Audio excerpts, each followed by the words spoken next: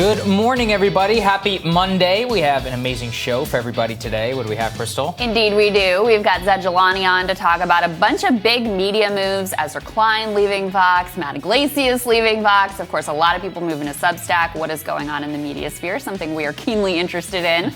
We also have Matt Brunigan. He's going to dig into the proposal for Joe Biden to use an executive order to eliminate some or all of student debt. What would the actual impact of that be? There's big Biden world moves that we're going to get into with the panel today, including some cabinet picks that have been made.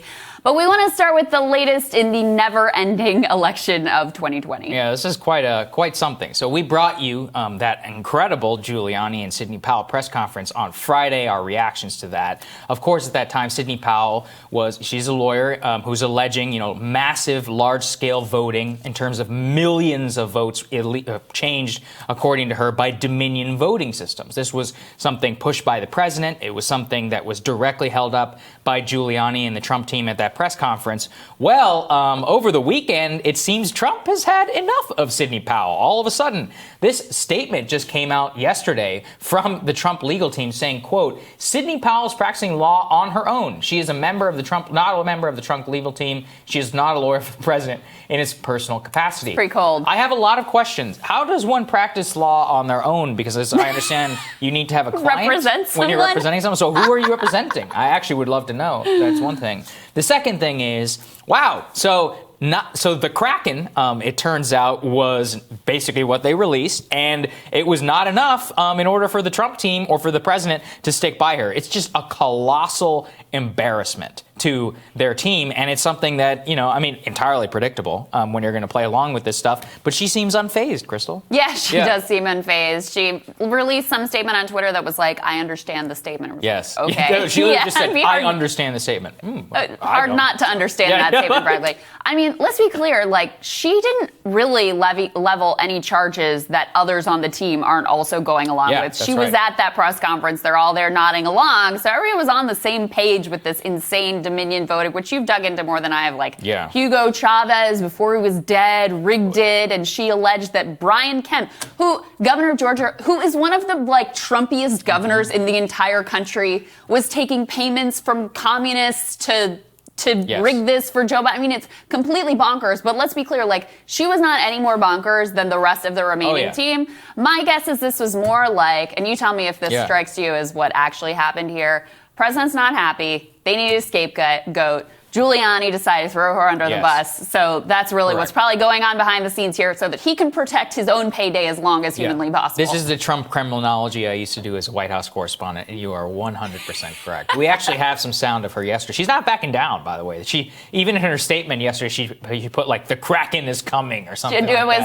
Kraken on steroids, I think is what she tweeted. That's scary.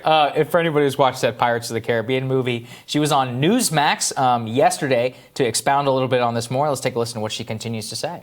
Jordan Sekelo said that there's going to be a filing soon in Georgia that would be explosive. Can you tell us anything? Can you make some news with us here tonight? Tell us anything new that you're going to present in that filing in Georgia. Well, I can't say that yet, but hopefully this week we will get it ready to file. Sydney, it will be biblical.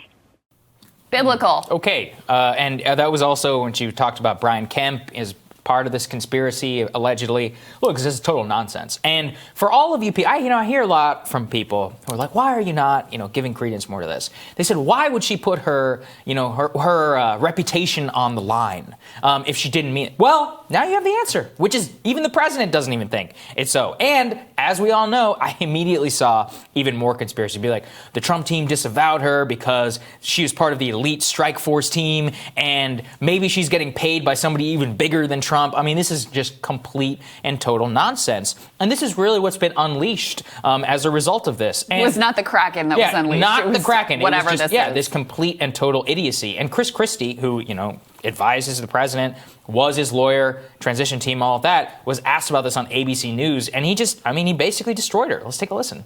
Is it finally time for this to end? Yes. And here's the reason why. The president has had an opportunity to access the courts. And I said to you, George, starting at 2:30 a.m. on Wednesday morning, if you've got the evidence of fraud presented, And what's happened here is, quite frankly, the conduct of the president's legal team has been a national embarrassment. Sidney Powell accusing Governor Brian Kemp of a crime on television, yet being unwilling to go on TV and defend and lay out the evidence that she supposedly has. This is outrageous conduct by any lawyer. And notice, George, they won't do it inside the courtroom. They allege fraud outside the courtroom, but when they go inside the courtroom, they don't plead fraud and they don't argue fraud. I mean, that's something that we have tried to say here over and over again. They can say whatever they want when they're not under oath, but when they are, there's nothing. Giuliani has even said, quote, "This is not a fraud case," in a Pennsylvania lawsuit that they just went on to lose at this Pennsylvania Supreme Court. Well, and this is why from the beginning, as people all around were getting a little bit hysterical, we tried to just focus in on, okay, what have they actually filed? What are the hard claims that they're making here, and how are they being handled by the courts? And an incredibly significant one unfolded this weekend. One of their most significant lawsuits in the state of Pennsylvania, obviously a key state, was thrown out with prejudice, which means that they cannot amend it and refile it in the same court. They can appeal the judgment, which I believe that they are doing. But the judge here, who, by the way, is a conservative Federalist Society person who came up through the ranks, but was appointed by Obama, I should say, just absolutely excoriated the case that they tried to make here, calling it Frankenstein's monster, and really lambasting them for offering no legitimate reason for what would in effect disenfranchise Pennsylvania's 7 million voters. So one more court case that, never really stood a chance, but this judge particularly blistering in issuing this judgment ultimately. Yeah, that's right, which brings the total number of cases to 234. And as we mentioned, the two that they had, or the one they had won, now the other are largely procedural ones, or like poll watching stuff where you can step a few feet forward. Right. That's about it. Congratulations. In terms of the main, and the Trump campaign claims that they're going to file in order to appeal that up to the U.S. Supreme Court. But currently, they've only are seeking expedited appeal on their ability to amend their now dismissed Pennsylvania lawsuit. They're not seeking expedited approval on ruling on the merits before the Supreme Court. Again, this is important because the campaign puts out a statement saying they're going to appeal it to the U.S. Supreme Court, but their legal filings do not represent that case. And that's what we want to keep drumming down for everybody. I think I agree with Chris Christie at this point. There is when you say you have the evidence and you don't release it, but by the way, all that stuff about you don't release it before you go in court, that's literally the opposite of how court works. It's called a discovery process. Somebody can go and Google. I was talking with a lawyer friend of mine who was particularly irked by that assertion by the Trump team in their last press conference. But over and over again, they are losing left, right, and center all over the federal court system. Now they're disavowing Sidney Powell. They do not have any avenues left. I mean, on Friday, after we wrapped our show, Georgia certified its results. It's over, basically, in the state of Georgia. Now, they have filed another lawsuit and all that. I mean, they can go for that. It has very little grounds in being able to stand. And it's the same thing when you can see the remaining certification deadlines that are looming all across the country. I think we have some more that are coming up just today and tomorrow. And within the next week, all the major states will largely be certified. That's exactly right. Many counties in Pennsylvania, Arizona, and all counties in Michigan are set to certify today.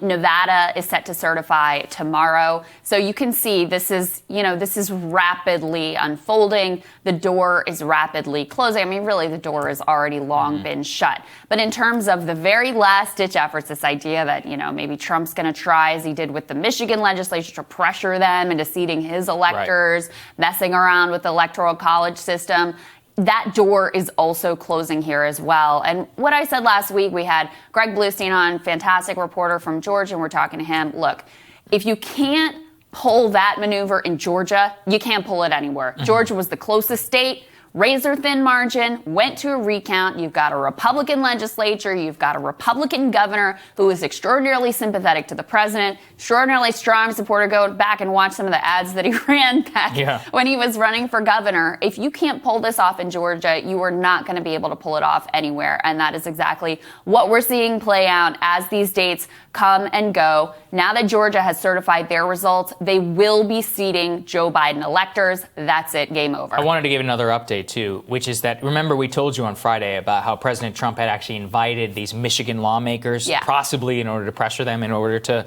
appoint state electors. Well, they ruled it out. Even after the meeting, they were like, no, we're not going to do it. We're going to follow the law of the state. Voted for Michigan, Biden won Michigan, and that's it. Game over. Saw I think it was Michigan Congressman Fred Upton saying the same thing on television. He was like, look, this wasn't even particularly close, like 154,000 votes. That's it. And so you can see generally that a lot of these people are not buckling to this pressure. Zero indication currently there. Also, remember, there was the conspiracy or like, oh, remember, Georgia's governor is going to certify the elect. He certified it. It's over. And so it happened at this while point, Pence was in the state actually on Friday. In the state. And the thing is, I mean, now they're saying, oh, they need to do a special edition of the Georgia legislature in order to point. It's not going to happen. It's just not going to happen. And if they tried, I mean, God help you in terms of the backlash that's going to come. So you can begin to see again from every which way. I mean, the Pennsylvania Supreme Court decision was the biggest one. And then throwing Sidney Powell under the bus. This is a team in crisis, basically, and it's just the last people standing,